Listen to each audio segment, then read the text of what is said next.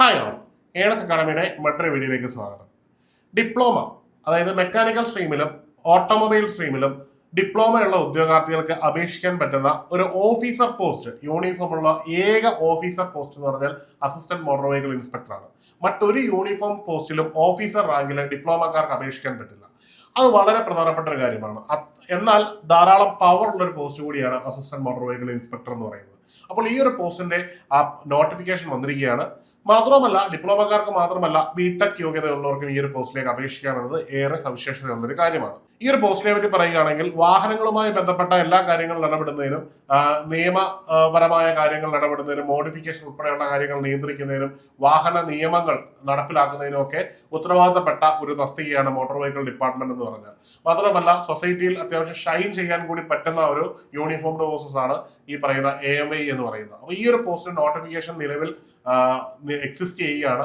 അടുത്ത വർഷം എക്സാം പ്രതീക്ഷിക്കുന്ന ഈ ഒരു പോസ്റ്റിലേക്ക് നോട്ടിഫിക്കേഷൻ ഇപ്പോൾ ലൈവായിട്ട് പോവുകയാണ്. ഈ രണ്ട് യോഗ്യതയുള്ളവർക്കും, അതായത് ഓട്ടോമൊബൈലിലും മെക്കാനിക്കലിലും ഡിപ്ലോമയും ബിടെക്കും ഇനി എംടെക് ഉള്ളവർക്കും ഈ ഒരു പോസ്റ്റിലേക്ക് അപേക്ഷിക്കാവുന്നതാണ്. ഈ ഒരു പോസ്റ്റിനെ പറ്റി പറയുകയാണെങ്കിൽ, നോട്ടിഫിക്കേഷൻ നിലവിൽ എക്സിസ്റ്റ് ചെയ്യുന്നത് 26/2026 എന്ന നോട്ടിഫിക്കേഷൻ പ്രകാരമാണ് വന്നിരിക്കുന്നത്. ഇപ്പൊ നിങ്ങൾക്ക് ക്വിക്ക് അപ്ലൈ ചെയ്യണമെങ്കിൽ നമുക്ക് ഈ ഒരു നമ്പർ അടിച്ച് തന്നെ അപ്ലൈ ചെയ്യാൻ പറ്റും. നിങ്ങൾക്ക് അപ്ലൈ ചെയ്യാൻ വേണ്ടുന്ന യോഗ്യത എന്ന് പറഞ്ഞു കഴിഞ്ഞാൽ, ഞാൻ ഈ പറഞ്ഞ വിദ്യാഭ്യാസ യോഗ്യതയും ഒപ്പം നിങ്ങൾക്ക് ആഡ് ഓൺ ആയിട്ട് ഹെവി ലൈസൻസും വേണം. അതായത് വാഹനങ്ങളുടെ ഹെവി ലൈസൻസും കൂടി ഉണ്ടെങ്കിൽ മാത്രമേ നമുക്കിത് അപ്ലൈ ചെയ്യാൻ പറ്റുകയുള്ളൂ. അപ്പോൾ ഈ ഒരു യോഗ്യത ഉള്ളവർക്ക് സബ് ഇൻസ്പെക്ടറിന് ഈക്വൽ ആയിട്ടുള്ള ഒരു പേയ്മെന്റ് സ്കെയിലിൽ നമുക്ക് ജോയിൻ ചെയ്യാൻ പറ്റും. 45,600 തുടങ്ങി 95,600 ഈ ഒരു സാലറി സ്കെയിൽ വരുന്നത്. അപേക്ഷിക്കാനുള്ള പ്രായം 21 വയസ്സ് മുതൽ 40 വയസ്സ് വരെയാണ്.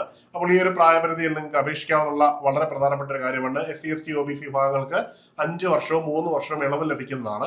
അപ്പം ഇനിയും ഏറെ പ്രധാനപ്പെട്ട ഒരു കാര്യം എന്ന് പറഞ്ഞാൽ, ഈ ഒരു പരീക്ഷയുടെ നോട്ടിഫിക്കേഷൻ വന്നു.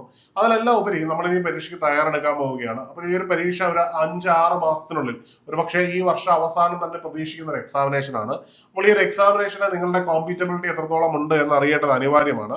അതിനായിട്ട് നിങ്ങൾക്ക് കൃത്യമായിട്ടൊരു ഗൈഡൻസ് നൽകുന്നതിനായിട്ട് ഒരു ഓറിയന്റേഷൻ ക്ലാസ് നമ്മൾ നൽകുന്നുണ്ട്. ഒപ്പം തന്നെ ഓറിയന്റേഷൻ ക്ലാസ്സിനൊപ്പം നിങ്ങളുടെ ഒരു അസസ്മെന്റ്, നിങ്ങളുടെ പഠനത്തിന്റെയും നിങ്ങളുടെ നിലവില് നിങ്ങൾ പഠിച്ചിറങ്ങിയിട്ട് കുറച്ച് കാലമായതായിരിക്കും, അല്ലെങ്കിൽ നിങ്ങൾ ഇപ്പോൾ പഠിച്ചുകൊണ്ടിരിക്കുന്ന ഉദ്യോഗാർത്ഥിയായിരിക്കും, ഇനിയും എക്സാമിനേഷന് വേണ്ടി നിലവിൽ പ്രിപ്പയർ തുടങ്ങിയവരായിരിക്കും ഒക്കെ ആണെങ്കിൽ പോലും ഒരു മത്സര പരീക്ഷയ്ക്ക് നമുക്ക് എത്രത്തോളം നമ്മൾ പഠിച്ചത് ഉപയോഗിക്കാൻ പറ്റുന്നുണ്ട്, അല്ലെങ്കിൽ നമ്മുടെ അറിവിനെ എത്രമാത്രം യൂസ്ഫുൾ ആയിട്ട് യൂട്ടിലൈസ് ചെയ്യാൻ പറ്റുന്നുണ്ട് എന്ന് അസസ് ചെയ്യാനുള്ളൊരു കൃത്യമായിട്ടുള്ളൊരു മെത്തേഡാണ് നമ്മൾ നിങ്ങൾക്കായിട്ട് നൽകുന്നത്.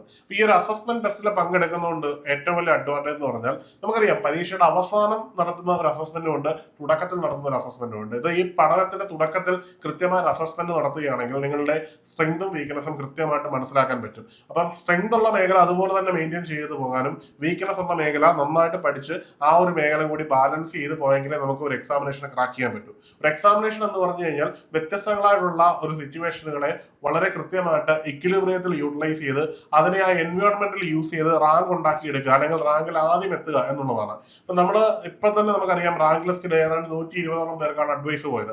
അപ്പോൾ നമ്മളൊരു ജനറൽ കമ്മ്യൂണിറ്റി ആണെങ്കിലും OBC SC ST തുടങ്ങിയ ഏത് വിഭാഗങ്ങളിലാണെങ്കിലും നമ്മളെ സംബന്ധിച്ചിടത്തോളം നമുക്കൊരു കംഫർട്ടബിൾ സോൺ എന്ന് പറഞ്ഞു കഴിഞ്ഞാൽ ഒരു 50-നകത്ത് റാങ്കിൽ വരിക എന്നുള്ളതാണ്. പ്രത്യേകിച്ച് യൂണിഫോംഡ് ഫോഴ്സ് ആയതുകൊണ്ട് തന്നെ നമുക്ക് ട്രെയിനിങ്ങും ബാക്കിയുള്ള കാര്യങ്ങളും ഒക്കെ ലഭിക്കുന്നതിന്റെ ഒരു മാനദണ്ഡം ഈ ഒരു നമ്പറാണ്. അപ്പൊ നമ്മൾ ആദ്യത്തെ ഒരു 50-നകത്ത് വരത്തക്ക രീതിയിലുള്ള പഠനം, മാർക്ക് വാങ്ങുന്ന രീതിയിലുള്ള ഒരു പഠനം നമ്മൾ സെറ്റ് ചെയ്യണമെങ്കിൽ ഇതൊരു അസസ്മെന്റ് അനിവാര്യമാണ്. അപ്പൊ നിങ്ങൾക്ക് കൃത്യമായ ഓറിയന്റേഷനും അതിനോടൊപ്പം തന്നെ നമ്മളൊരു അസസ്മെന്റ് ടെസ്റ്റ് കൂടിയാണ് നൽകുന്നത്. അത് നിങ്ങളുടെ തന്നെ സ്വയം പഠനത്തിനുള്ള ഒരു മാർഗമാണ്. അപ്പൊ ഈ ഒരു ടെസ്റ്റിലും അതുപോലെ തന്നെ ഓറിയന്റേഷനിലും പങ്കെടുക്കുന്നതിനായിട്ട് നിങ്ങൾ താഴെ ഒരു ഗൂഗിൾ ഫോം നൽകിയിട്ടുണ്ട്.